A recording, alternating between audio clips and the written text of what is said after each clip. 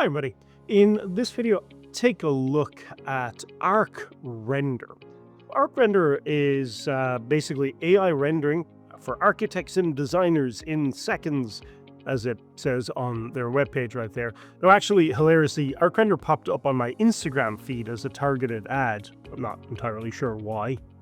Probably because this is all I look at.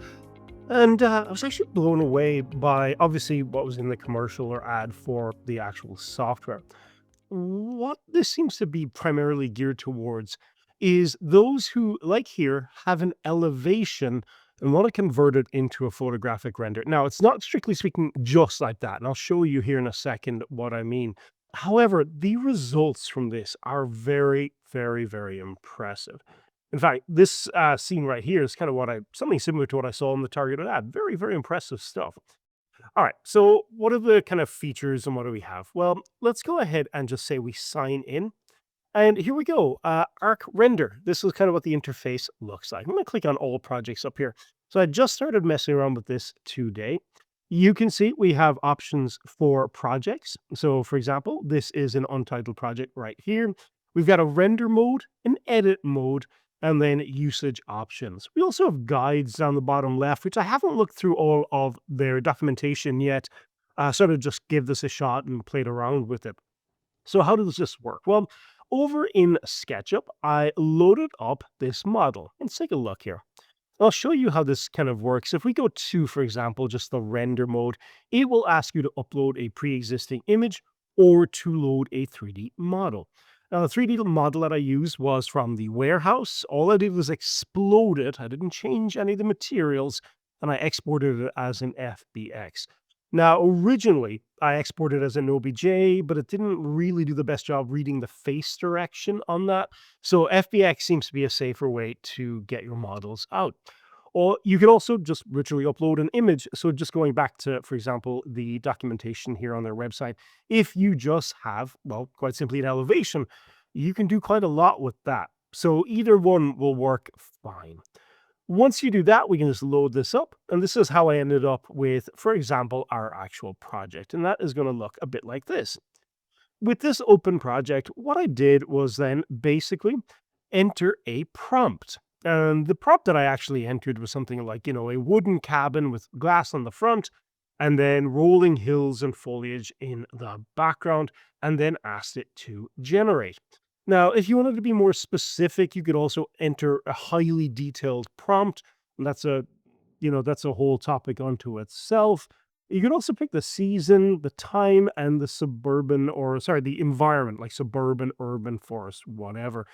And I'm just going off what limited prompt I put in here.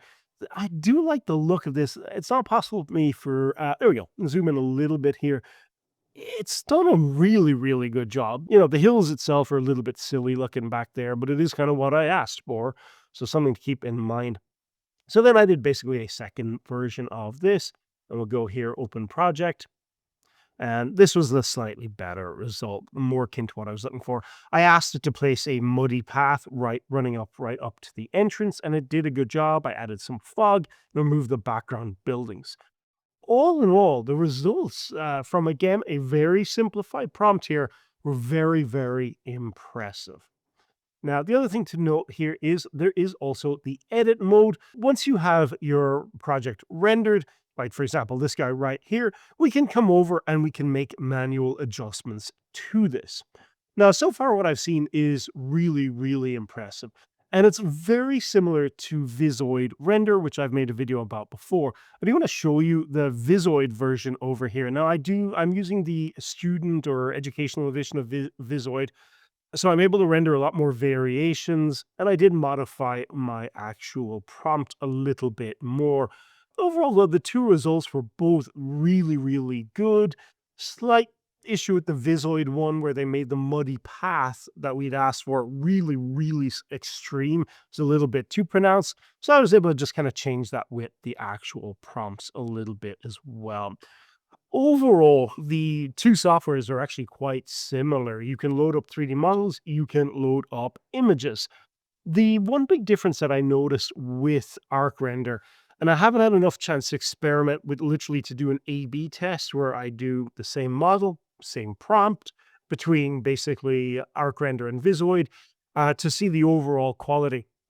Generally, what I've seen though with ArchRender, very, very impressed by the results. And if you have a situation where you have a client who, for example, just has access to maybe just the elevation of their new home build, and they're asking you as an ArchViz artist to basically show them what this would look like, then this is really, really impressive stuff. In fact, it's actually slightly troublingly impressive. Both ArchRender and Visoid are kind of indicative of the direction that ArchViz is going in, and they're slightly kind of scarily good results. Now, one thing I do want to mention here is you can scroll down here and you can see some of the software that this can use. I just use SketchUp, but honestly, if you just have a drawing of the plan, does a really good job reading the actual layout and understanding the different parts of the home. You've got a lot of different options, season control, time of day. You can upscale to 4K, then you could actually export and bring that into Photoshop and even go a little bit higher, all the way up to 6 or 8K with generative upscale or just traditional Photoshop upscale. You can see here this, I don't know how, like, any of these sort of, like, testimonials, how valid or good these all are, but honestly, I think they probably are pretty good because from what I've seen, I'm quite impressed. One thing I did notice, so when I uploaded the 3D model, was navigating the 3D model with the actual interface is extremely janky. So, for example, if we just go here and we go to load 3D model, load the sample house, which is really pretty. Yeah, you can left mouse click and you can kind of right to pan. This thing got turned around on me like a lot. And then I came down here to some of the options here to try and kind of adjust this. Uh, they need a few more controls on this, just to be able to just do more orthographic shots. As far as I can tell, like, yeah, you can do kind of like, ugh. It's a bit janky. It needs a little bit more fine tuning. I can't snap this to the best of my knowledge, but overall, I can zoom in and out and I can rotate. I could probably set up a pretty okay shot. Honestly, yeah, just having a picture like that and being able to convert it into an image is really impressive. They do brag here a little bit about their render quality and speed. The speed is very, very impressive. It's up there with Visoid as well. They're both very, very fast. Yeah, very impressive. Very, very impressive piece of software. Now, my one caveat with this is, well, what a shocker. As with a lot of these AI tools, they are expensive. You can see here the basic is about $30 a month, which on its own, if you were just using this program on its own, yeah, you could do $30 a month. But if you're doing ArcViz like on the side, or you're running a firm or a company, $30 a month on top of your Photoshop every month, on top of your SketchUp yearly, on top of any other AI tools you use, on top of D5, on top of blah blah blah. So it is another tool, and it's an expensive one. Not so much on its own, but when you add up all of the requirements for doing this job, it gets expensive. You could switch to yearly and pay yearly, but well, you know, quite simply, you're going to be paying this in one giant lump sum. So yeah, you can kind of see it's a little bit cheaper, but again, I mean, depending on your work, depending on what you're actually doing, it might just be a one-off payment, which is pretty great. Credit usage. So one thing I did notice on this, if you want to use this like ultra rendering mode, it's going to be 2 credits to actually render. Obviously, you can see it's going to make it a lot better, and that's probably what most people who are paying for this is going to be using. I do worry that you'd actually blow through 150 credits quite quickly. 4K image upscaling is also kind of nice as well, and you get that with the others as well. I can imagine, though, there are some companies for whom the $120 a month is just nothing. It doesn't, not even a blink of an eye, honestly. And in the US, you can probably just deduct it from taxes, honestly, if you're a company. So there is that to keep in mind. I don't know how good the storage actually is. I mean, who's blowing through 25 gigs of storage? 5 is probably fine. The only concern I have is like 4K image upscaling is really nice. Most clients will be okay with 4K image. Uh, I've talked about this before with the D5 videos. Like generally, I will do 6 to 8K now, just because I think it's just higher fidelity. You can always downscale a little bit later. But honestly, if you're using a 4K image here, you're probably using a generative AI upscaler anyway, if your clients want an even bigger image to begin with. So overall, just looking at ArchRender, the features are really impressive, except for the 3D model controls, which are a bit janky. The ability to save your prompts is really, really cool. The ability to just have presets, just like Visoid, is also really, really cool. And honestly, unlike some of the other AI tools out there, these images are, they don't have the weird AI look that, Nano Banana gives you or some of the other tools give you. I know that's probably, or I suspect that's probably just because the sheer amount of images that they've been trained on, or because they're a custom model, they just look good. Seriously, like that is a good looking image. Yeah, very impressed. So, ArchRender overall, it's a toss up for me between, paying for this monthly or keeping Visoid. And again, I haven't used these professionally at the moment yet. If I am, again, you're looking at a pretty comparable price. Visoid, again, I did a whole video on them. I really like this. I really like the software. I really like the interface. You can see they're very, very similar, though, all in all. But I think I just found Visoid first. Either way.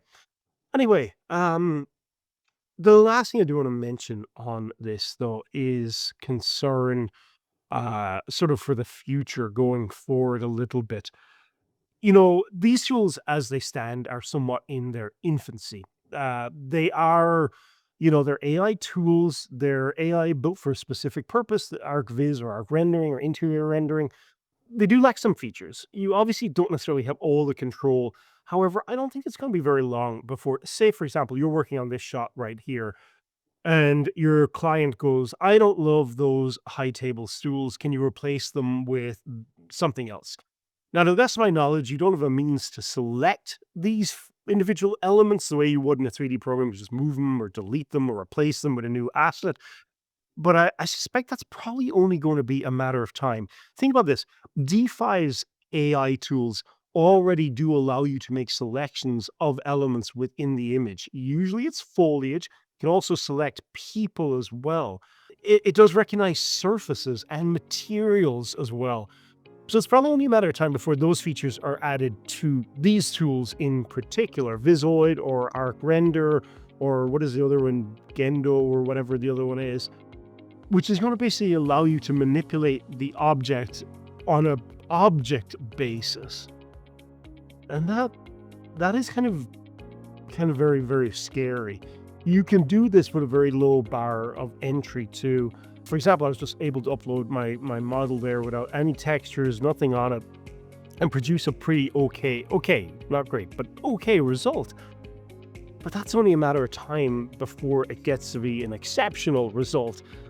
And it gives you the ability to control the objects themselves or to add elements or remove elements intelligently without going to another program. And that's very, very impressive and very, very scary, I think, for the future of ArchViz as a whole. More specifically about the question of, do you really need to hire someone? And I don't know of a good answer for that. Anyway, last thing I want to say, ArchRender.ai. Thank you for giving me a targeted ad in my Instagram feed. Very, very impressive software. Really fun to work with. Only thing I wish was better was that the free version allowed you to kind of do more stuff before basically paywalling it. Really, really impressive stuff, guys. Go ahead and check it out. It's really, really cool. All right, I'll see you in the next video soon. Thanks for watching. Cheers.